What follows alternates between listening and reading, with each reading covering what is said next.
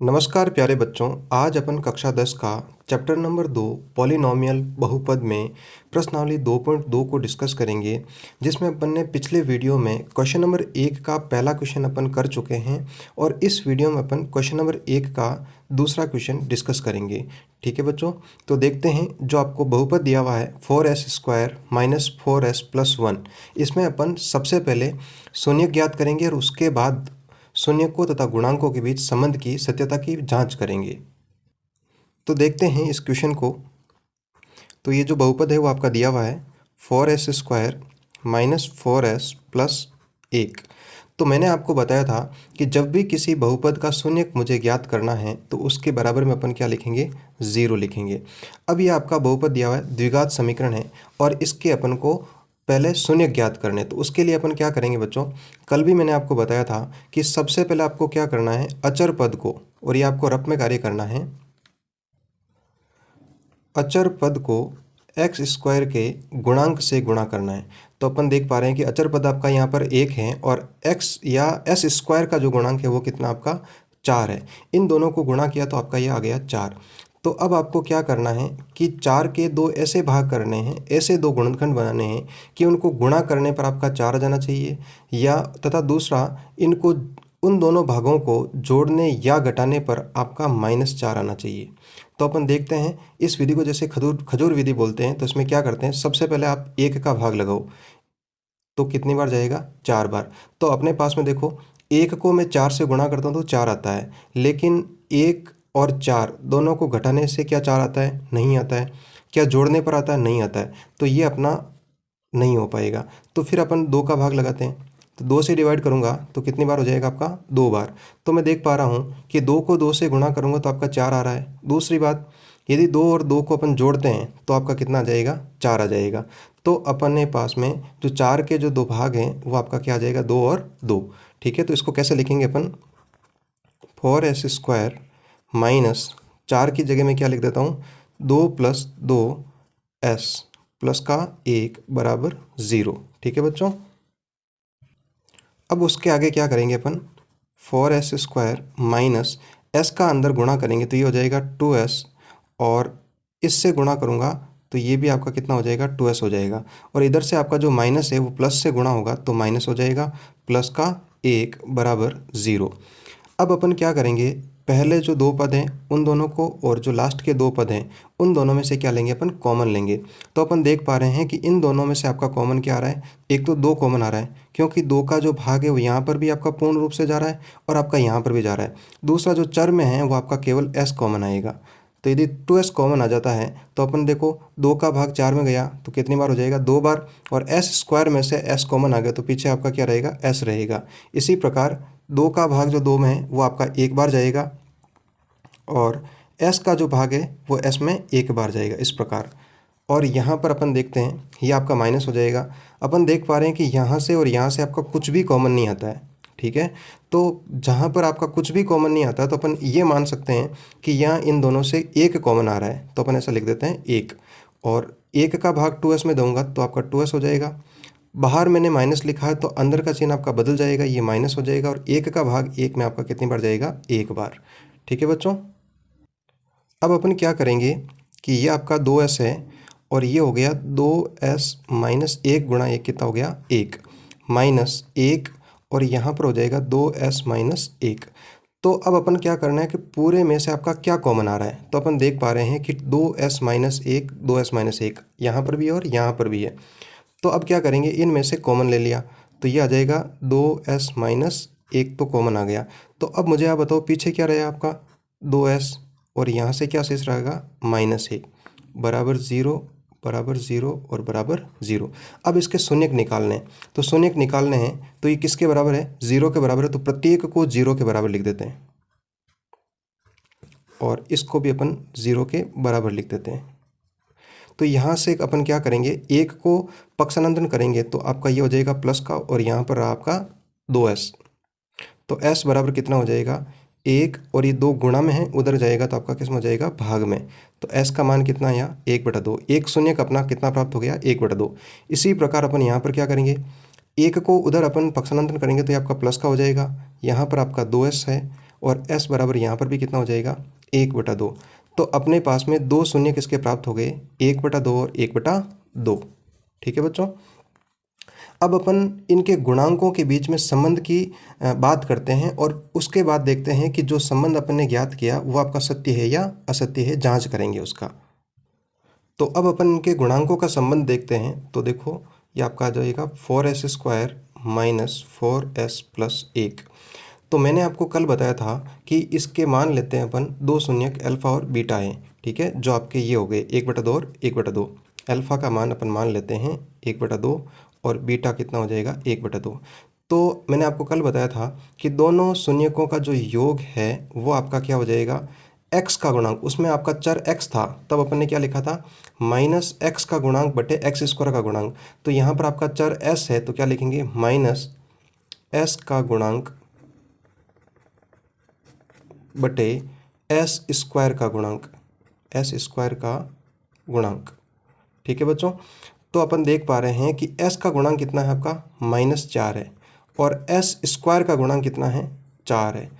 तो अब देखो माइनस जो है माइनस से गुणा होगा तो क्या हो जाएगा प्लस का हो जाएगा और ये 4 हो जाएगा और नीचे आपका कितना है 4। 4 का भाग 4 में कितनी बार गया एक बार।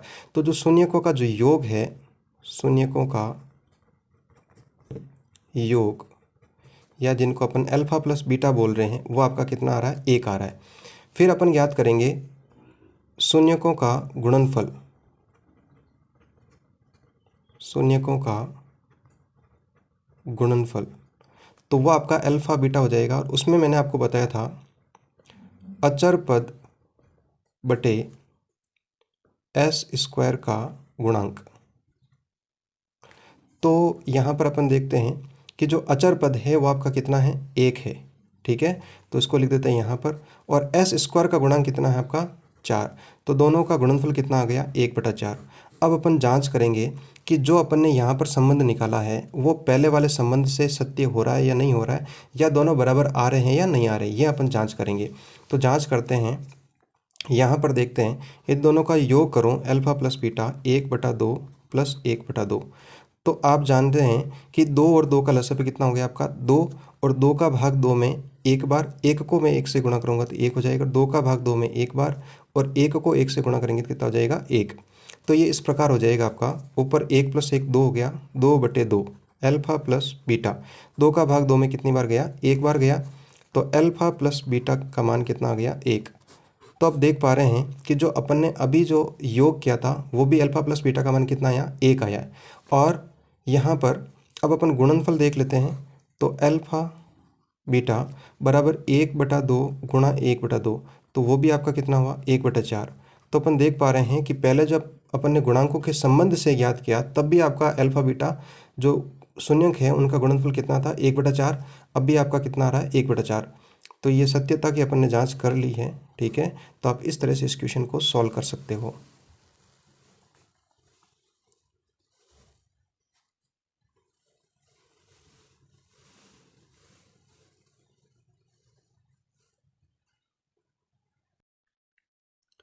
तो नेक्स्ट क्वेश्चन देखते हैं आपका 6x² माइनस 3 माइनस 7x। तो बच्चों क्या करना पड़ेगा अपन को, सबसे पहले इस क्वेश्चन को सही से अपन को जमाना पड़ेगा, व्यवस्थित क्रम में करना पड़ेगा। तो उसके लिए आपको क्या करना है कि जो सबसे चर की जो सबसे अधिकतम घात है उसको सबसे पहले लिखते हैं, उसके बाद में जो चर की उससे कम घात वाले को लिखते हैं, उसके बाद में अचर पद को लिखते हैं। तो अपन इसको इस प्रकार लिख लिया कि 6x² माइनस 7x माइनस 3 बराबर 0। ठीक है बच्चों, तो अब अपन को क्या निकालना है, इसका शून्यक निकालना है। तो शून्यक के लिए अपन ने क्या कर दिया बराबर 0 लिख दिया और फिर उसके बाद में मैंने आपको बताया था कि अचर पद को x² के गुणांक से गुणा करते हैं। तो अचर पद कितना है आपका -3 है और x² का गुणांक कितना है 6 है। इन दोनों को मैंने गुणा किया तो -18 आया।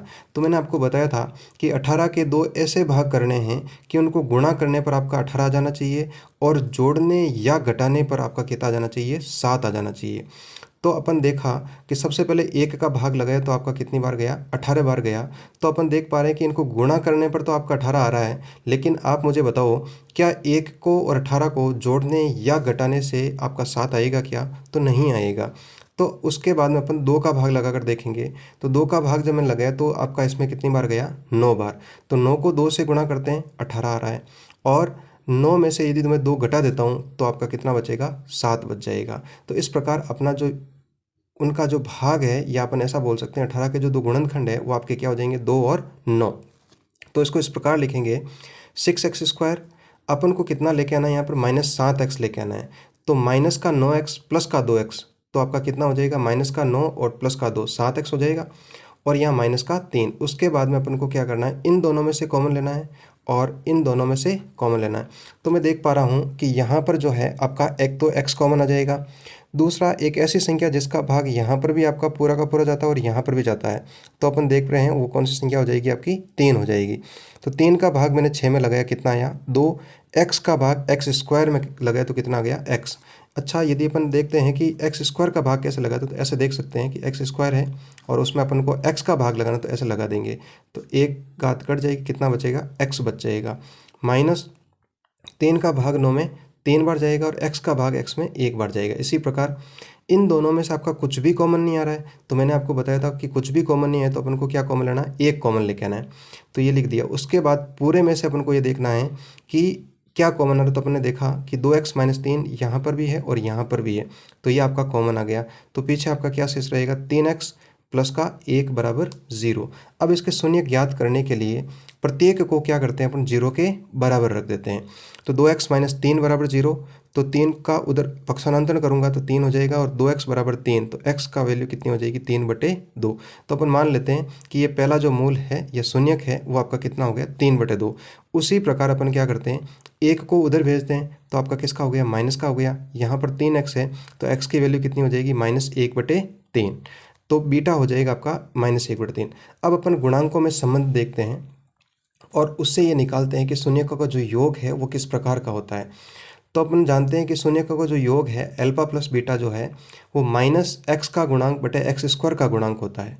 तो बस वही अपन कर रहे हैं कि यहाँ पर बराबर लिख दिया अपन ने, माइनस लिख दिया, और x का गुणांक देखा तो x का गुणांक कितना है, -7 है, तो अपन ने वो लिख दिया।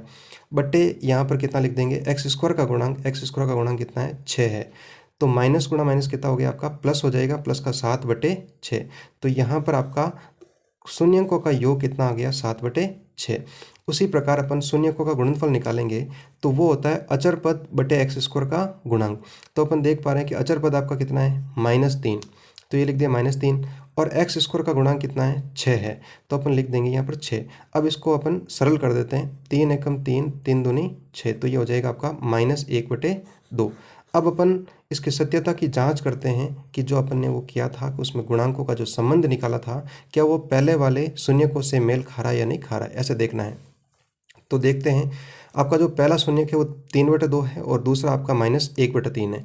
अब इनको जोड़ते हैं तो आपका ये हो जाएगा 3/2 प्लस ये आपका माइनस का, तो इसको ऐसे लिख देता हूँ -1/3। अब देखो क्या करेंगे, 3/2 प्लस जो है माइनस से मल्टीप्लाई होगा तो -1/3। और अब इसको कैसे करेंगे, इनका लसा पे लेंगे तो भिन्नों की बाकी है ये आपकी, तो लसा पे कितना आ जाएगा, 6 आ जाएगा। 2 का भाग 6 में आपका 3 बार और ऊपर आपका 3 का गुणा, -3 का भाग जो है 6 में 2 बार गुणा आपका 1 हो जाएगा। तो 3 गुणा 3 आपका 9, -2 गुणा 1 2/6, तो ये हो गया आपका 7/6।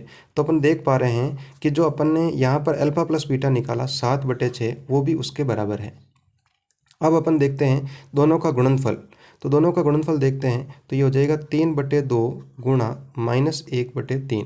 तो अपन गुणा किया तो 3 को 1 से करो तो 3 हो जाएगा, 2 को 3 से किया तो कितना हो गया, 6 हो गया, और प्लस जो है माइनस से गुणा हो तो माइनस।